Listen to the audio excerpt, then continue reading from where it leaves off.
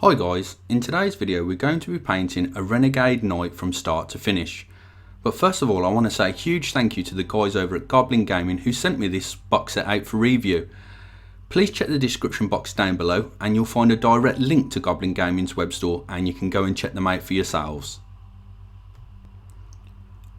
I had a fantastic time painting this Renegade Death Guard knight guys. It's a really lovely model to work on and I highly recommend you pick up the Renegade box set. This is going to be a really long video as it took me quite a while to paint the Renegade knight. So as always, go grab yourself a nice hot drink and maybe treat yourself to some biscuits as well at the same time. And we'll get started. The first thing to note with this video tutorial is I decided to paint the miniature in sub-assemblies. I thought it'd be much easier to get to all the nooks and crannies and the fine detail on this miniature by painting it in sub-assemblies. So I painted the legs and body separate and all the army panels as well. Here you'll see that I'm painting the miniature using Vallejo polyurethane grey primer.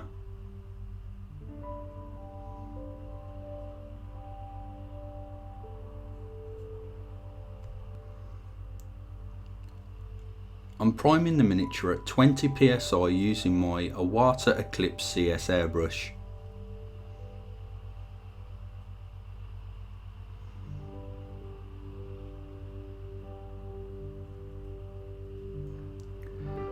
I take my time as usual whilst priming and concentrate on one area at a time and always keep the airbrush moving to make sure that I don't build up too much primer on the surface.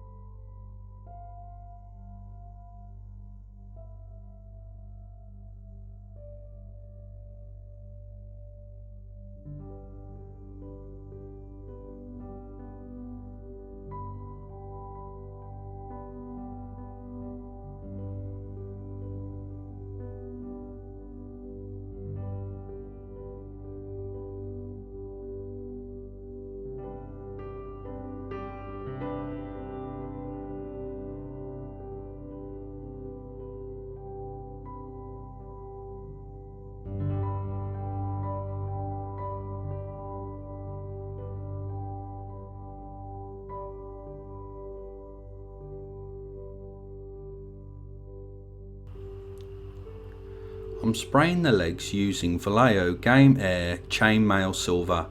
I really like this colour, it goes down super smooth and it reminds me of Games Workshop's Bolt Gun Metal.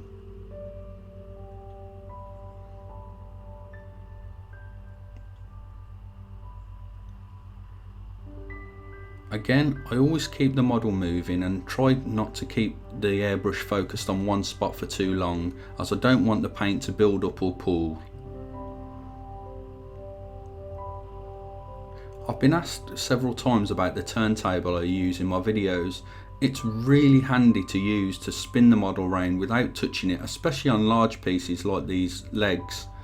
You can pick it up for about £10 from airbrushes.com and I'll leave a link in the description box down below so you can check that out for yourselves guys.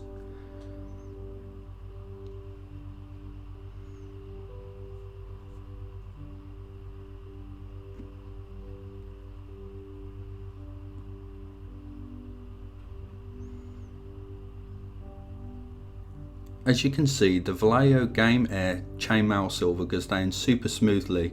This is just one pass. You may want to do a second pass of the Chainmail Silver, but it's not really necessary. As I said a moment ago, it goes down super smooth and gives a nice even smooth finish.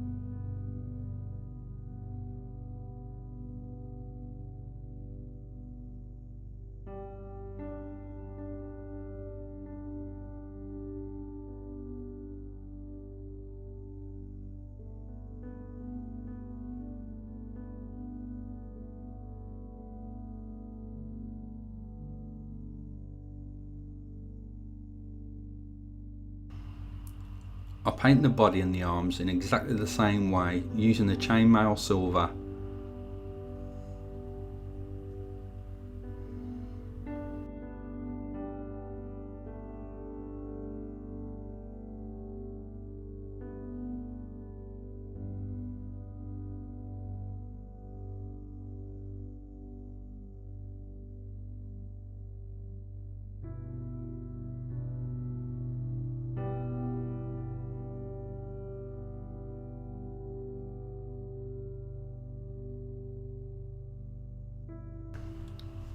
Here I'm using Ammo of Mig's new metallic paint range, and it's the copper colour.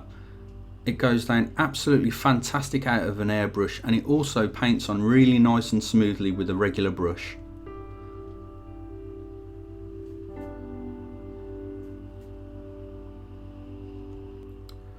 What I think is fantastic about these knights is they have so much detail on them that you could go around spending hours just picking out different areas of the model that you can actually decide to paint in different metallic colours.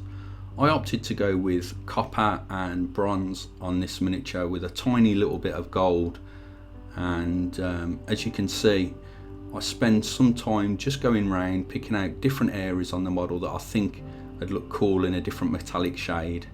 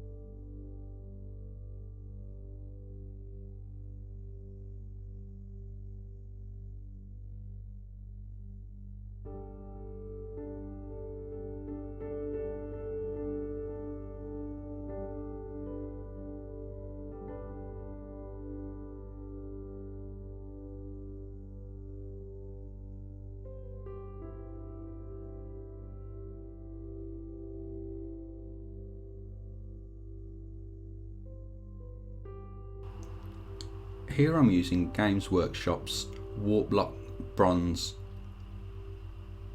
and I'm just using it on the tops of the exhausts and on certain areas. These are going to receive a really nice coating of Games Workshop's, I can't even pronounce this one guys, so forgive me, so I'm just going to call it their technical oxide paint.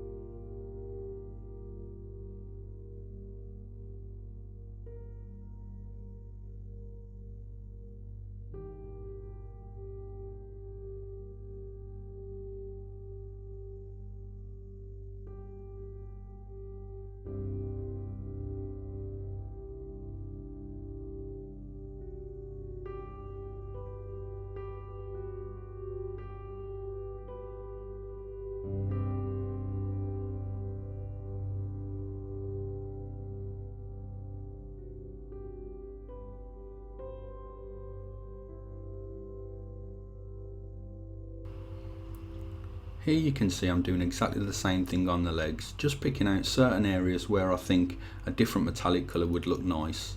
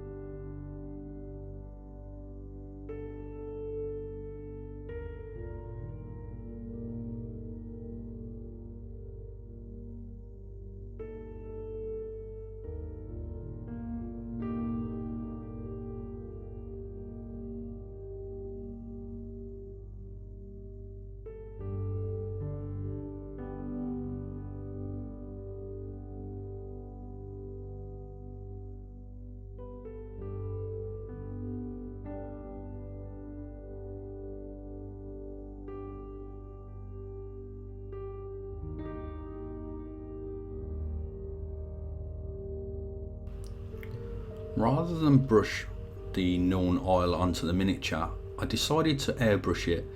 There's two reasons for this. One, it's a quicker process, and two, it's going to help stop pooling because I can control how thin and smooth I want the Nuln oil to go on the miniature. You do have to be quite careful here, guys, because you can build up the Nuln oil really quickly and make it look too dark.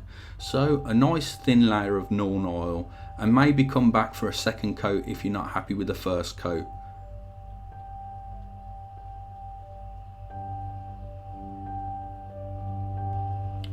I have to add as well, guys, that because Nuln oil is so thin, it sprays out the airbrush absolutely superb. I've lowered the PSI on my airbrush to 15 PSI, and as you can see, I have no trouble whatsoever spraying this Nuln oil out of the airbrush.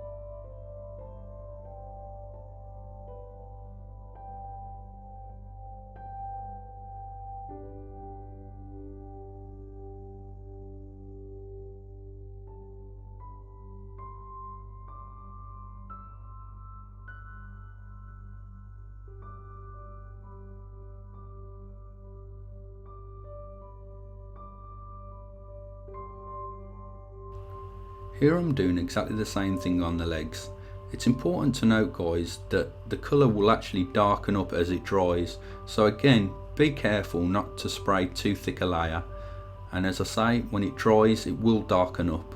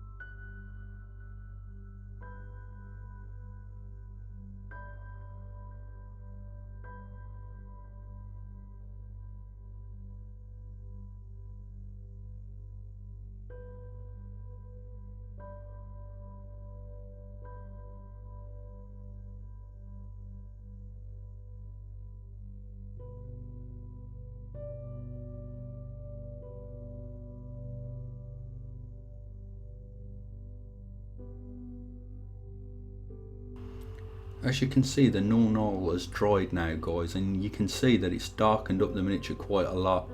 It's really important that we do some overbrushing and some dry brushing now to bring back the sharp details of the metallics. Here I'm using chainmail silver as an overbrush, so what that means is that the brush is not completely dry, but I'm just feathering over it just to pick out the metallic areas again.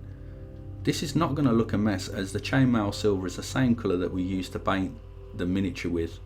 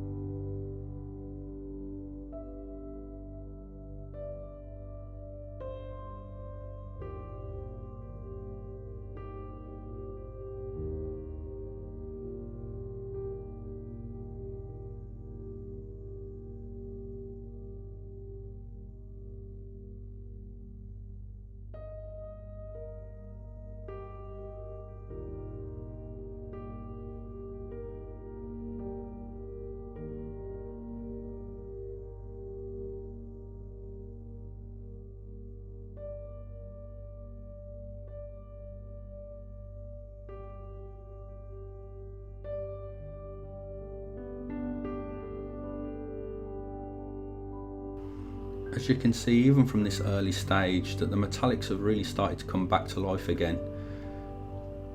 After overbrushing with the chainmail silver, I do a dry brush with Vallejo Model Air Aluminium. Now, this is a much brighter metallic colour, so it's important that the brush is almost dry and you're only catching the extreme edges of the metallics just to make it pop.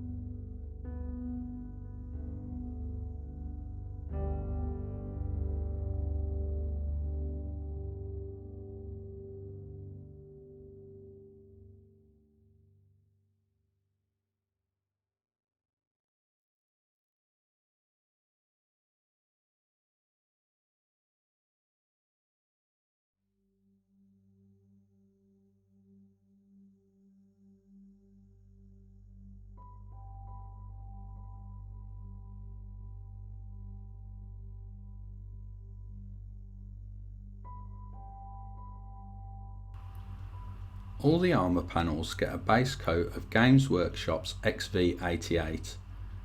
Some of it is done with a brush because it's easier and quicker to do it that way because the panels are quite small as opposed to using the airbrush, and some of the panels I use an airbrush.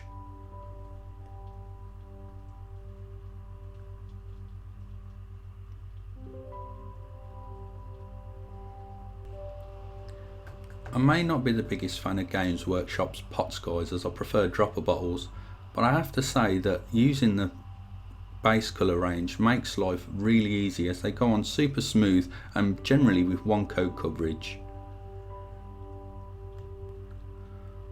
I've not shown it here guys, but the bronze that was painted using Games Workshop's Warp Lock bronze got a dry brush after the Null Nile had dried with Ammo of Mig's copper colour, and it really makes that bronze pop out. Here I'm using Games Workshop's technical paint, I think it's called Nilac, that's what I'm going to call it, oxide guys, and as you can see it really adds a cool patina to the metallics, and it's going to really sell that look of a really ancient and old looking machine.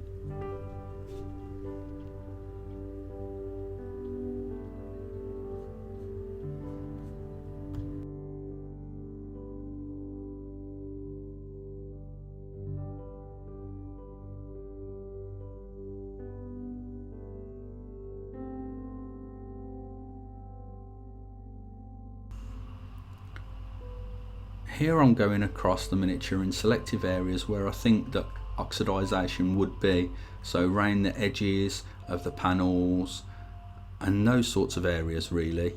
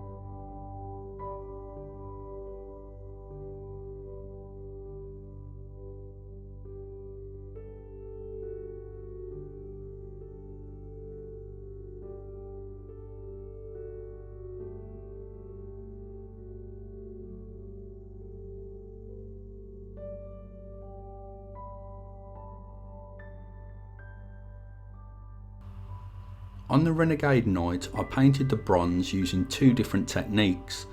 The first technique was to use Warp Lock bronze from Games Workshop.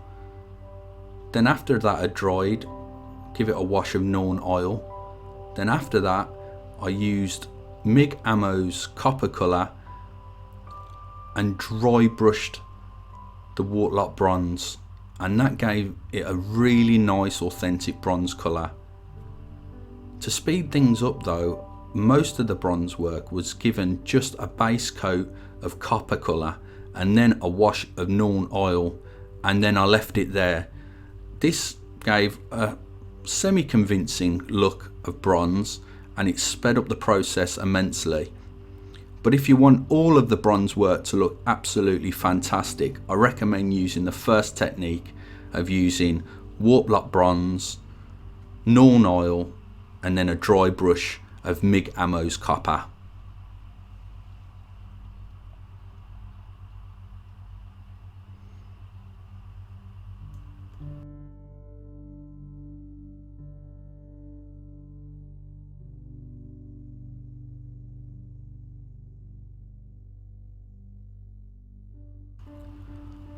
All the cables get a base coat of Vallejo Model Air black.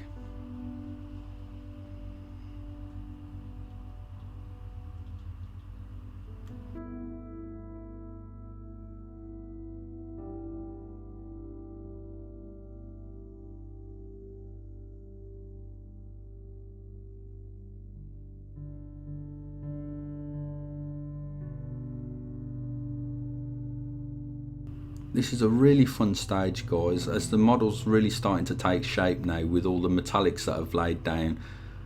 I'm going in with Vallejo Game Air Bone White over the XV88 colour, and I'm leaving a little bit of the XV88 colour behind, and you can see it creates a really nice colour contrast.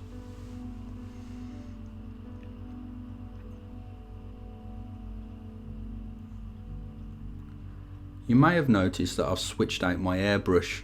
Here I'm using an Iwata Custom Micron CMC airbrush. I'm able to get super fine lines on the miniature with this airbrush.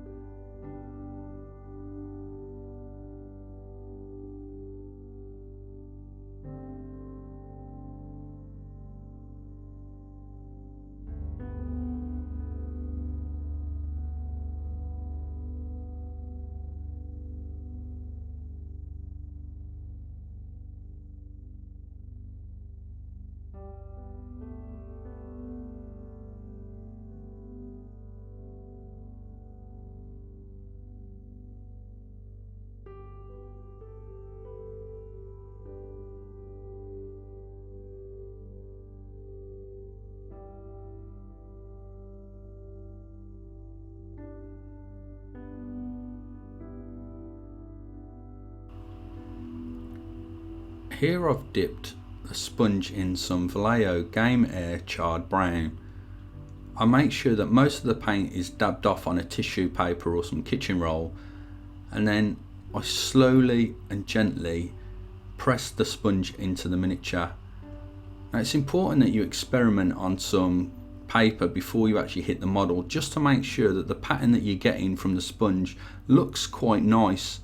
If you put too much paint on, you'll get really big blobs and it won't look right, and if you've got too little paint on, you'll get too fine a speckle pattern. So experiment on some paper, and when you think you're getting the right type of pattern, that's when you can hit the miniature with a sponge.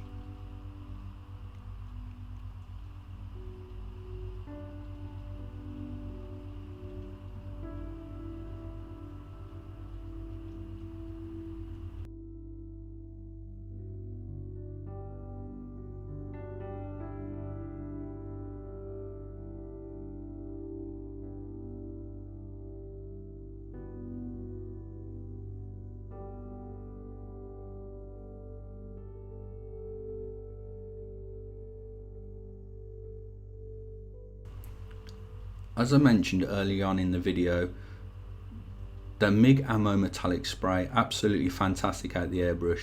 Here I'm using the copper colour again.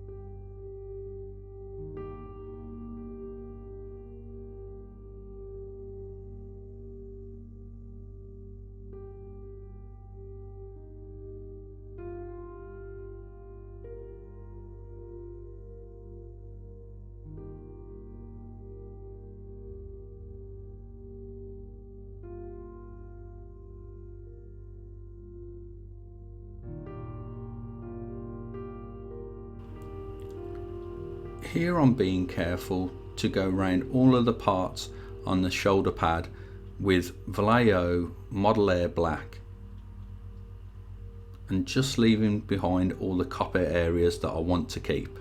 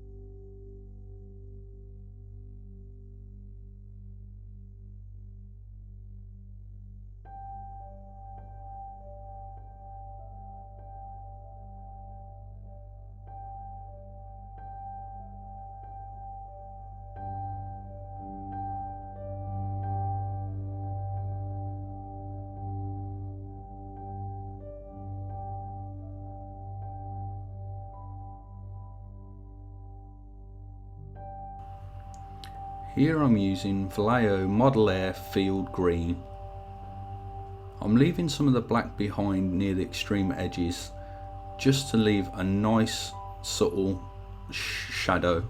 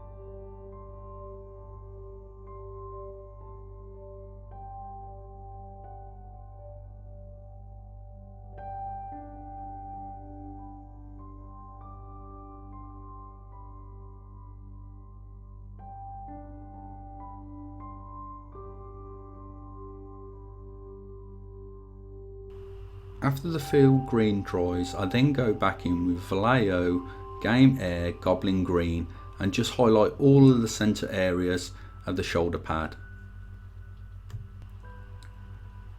After washing all of the copper colour with Norn oil, here I'm coming in with some Typhus Corrosion. This is going to help it look a little bit more bronze and also add a really aged and ancient look to the metallics. I really like this Typhus Corrosion. It actually has a texture to it that hopefully in the video you can actually see. So it has like tiny particles in it that once dry looks really cool.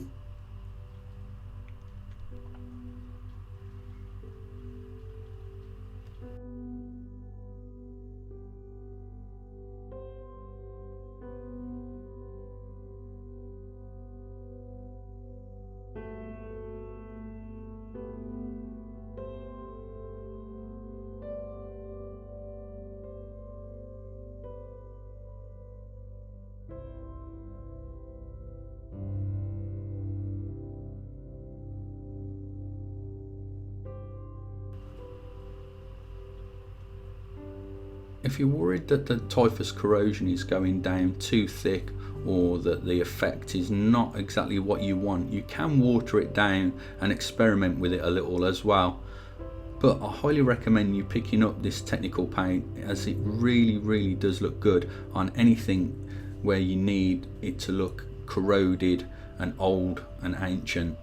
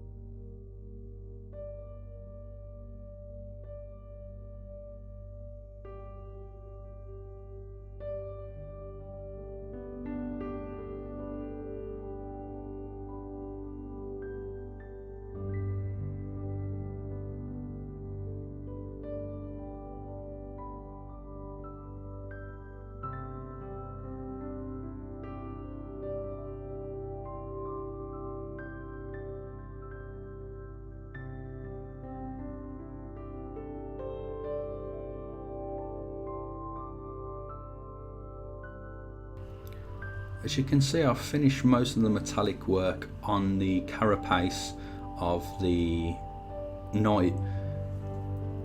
Here I'm using Games Workshop's XV88 and I've thinned it down with some Vallejo acrylic thinner, and as you can see, even the base paints can spray beautifully out the airbrush thin correctly.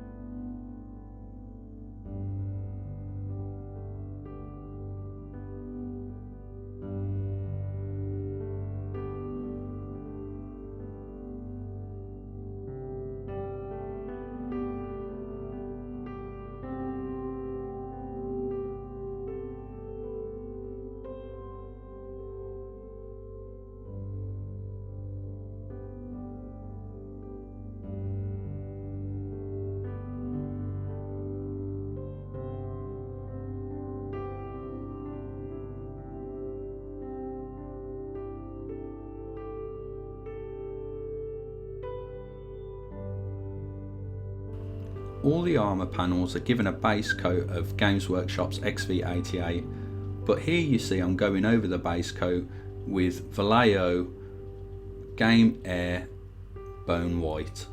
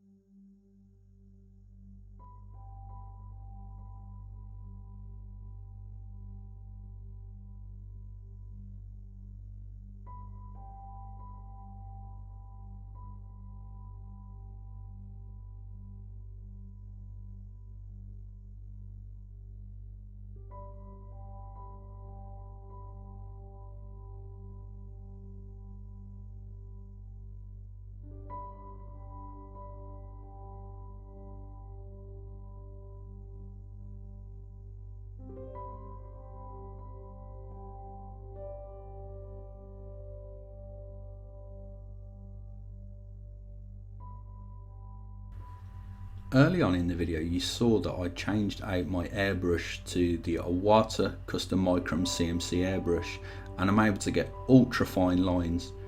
But here I've switched back over to my trusty Iwata Eclipse CS airbrush, and as you can see I'm still able to get quite fine lines with this airbrush as it's a really good all-around airbrush.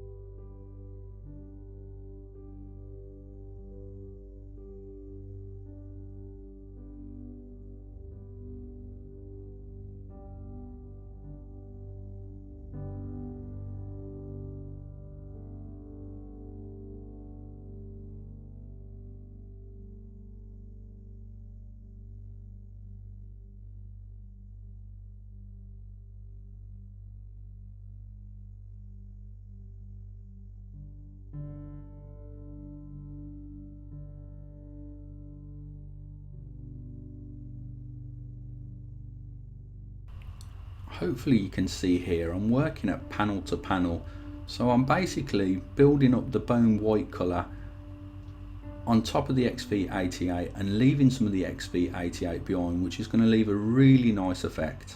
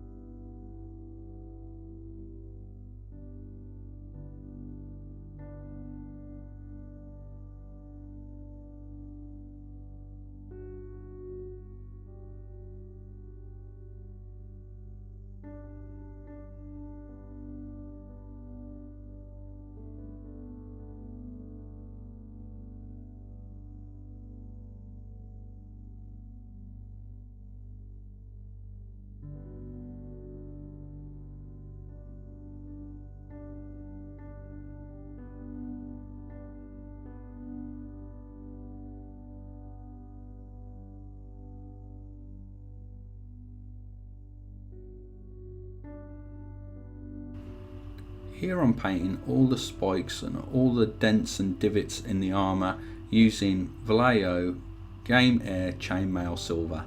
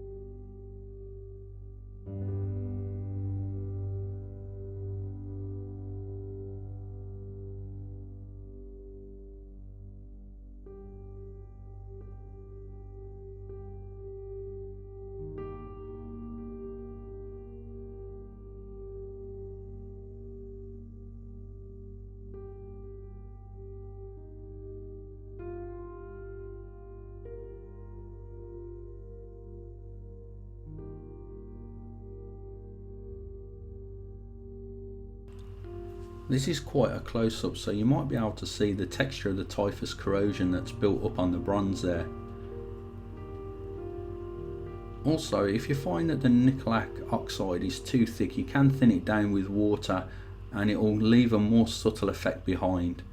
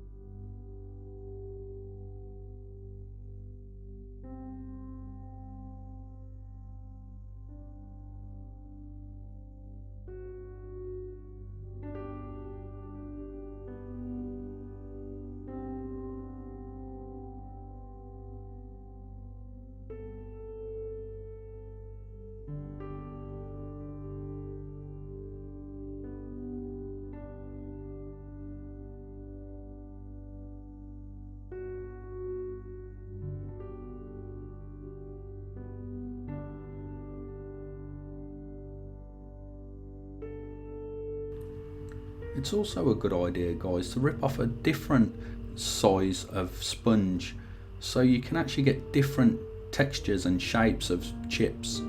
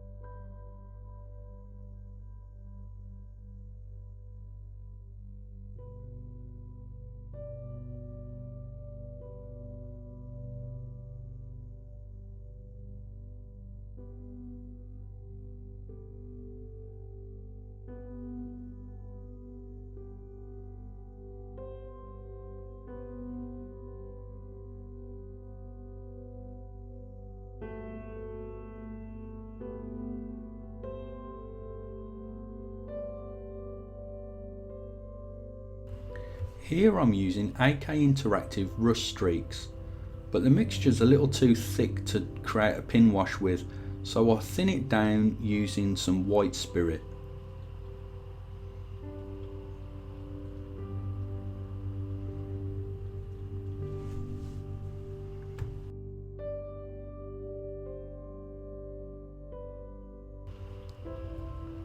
You can use Sephirin Sepia from Games Workshop or Agrax Earthshade for this purpose, but neither will give as good a result as using the enamel based AK Interactive product. Also, what's really important to notice here, guys, is you can be a little bit messy, especially as this is going to be a Death Guard miniature. But, and this is the big plus of using an enamel based product here, is that it cleans up absolutely perfectly with just a bit of white spirit. Once an acrylic paint dries, like a Games Workshop Null Nile or Agrax Earthshade, you're pretty much stuck with it, as you can't clean it up once it's dried. Unlike the enamel based product that I'm using here, that I can lay it down anywhere I like, and if there's an area that I think that the paint's gone down too thick, or it's in an area that I don't want it and it's undesired, I can easily remove it with white spirit.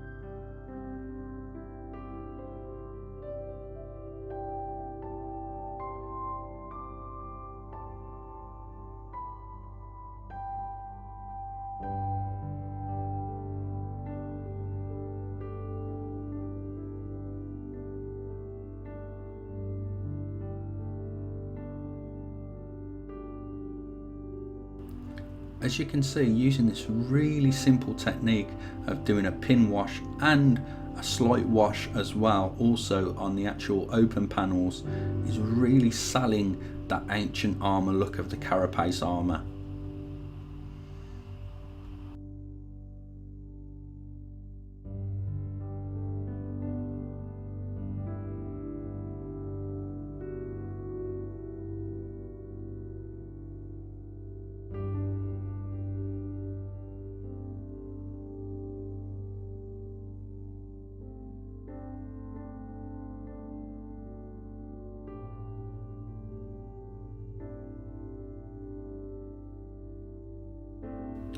All the armour panels are also given a wash of the AK Interactive Rust Streaks.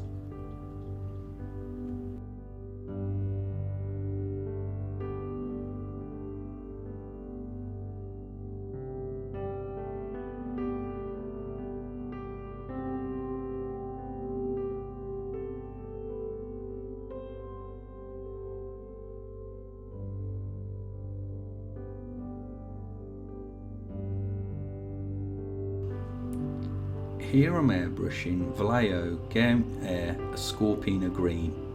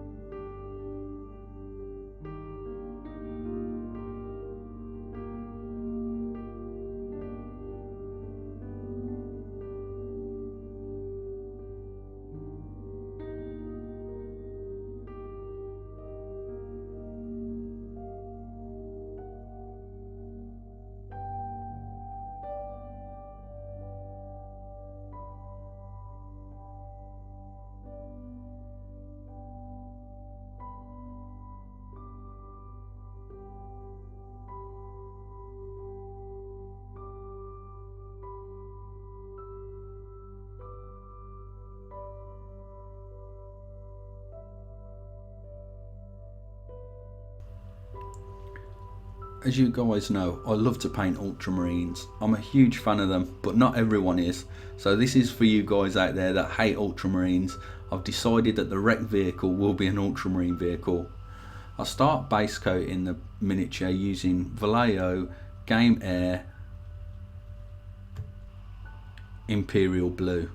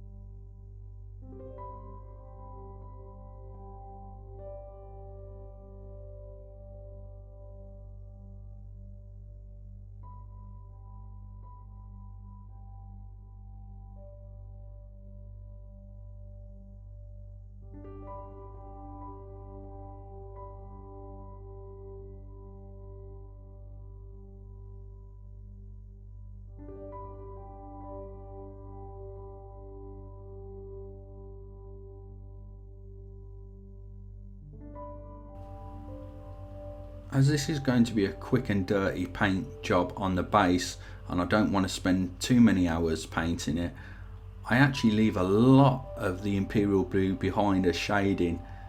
Here I'm using Vallejo Game Air Magic Blue, and as you can see, I'm trying to leave a lot of that Imperial Blue behind as shading.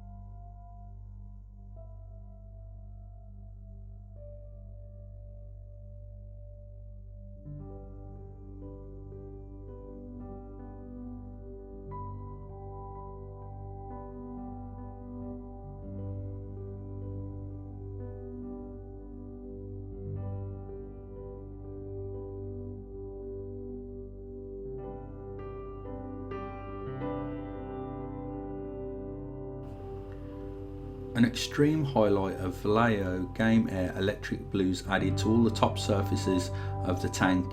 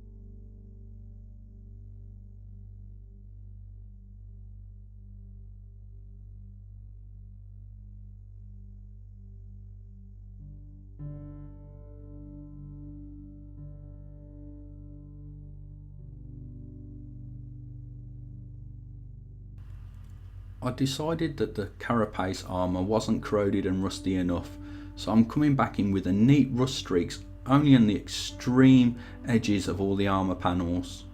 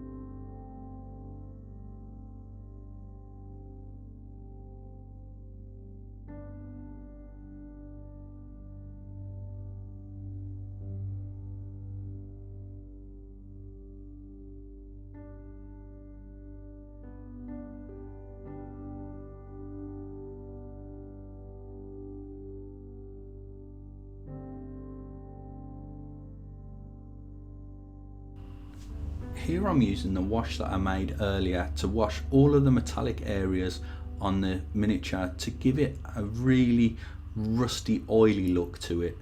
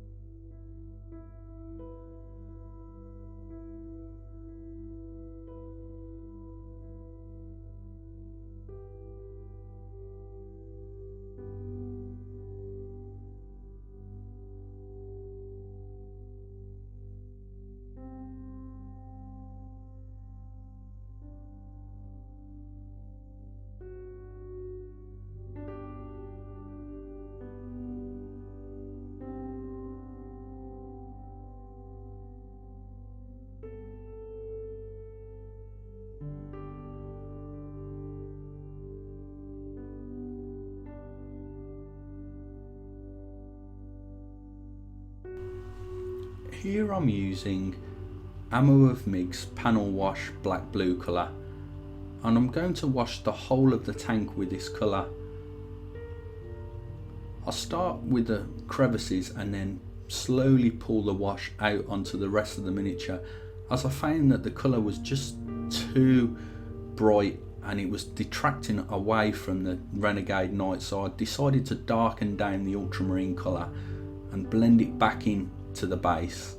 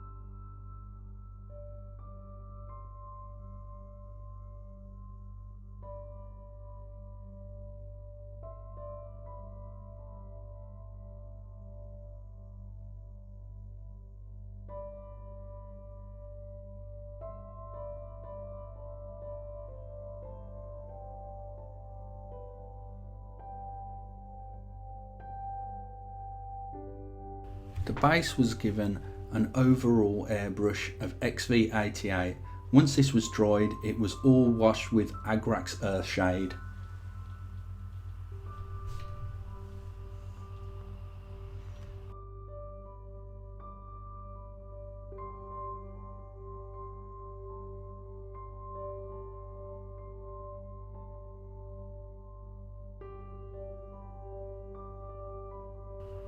I'm going to be adding modelling flock or static grass to the base. Here I'm using some PVA glue just to pick out some areas where I want the static grass to go.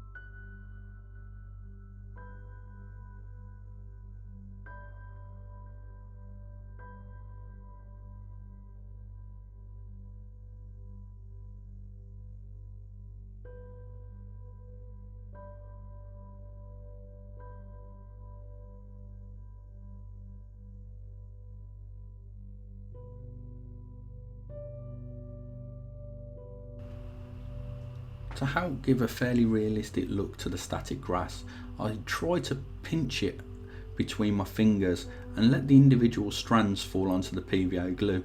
This way it helps them to stand up and look more authentic like grass.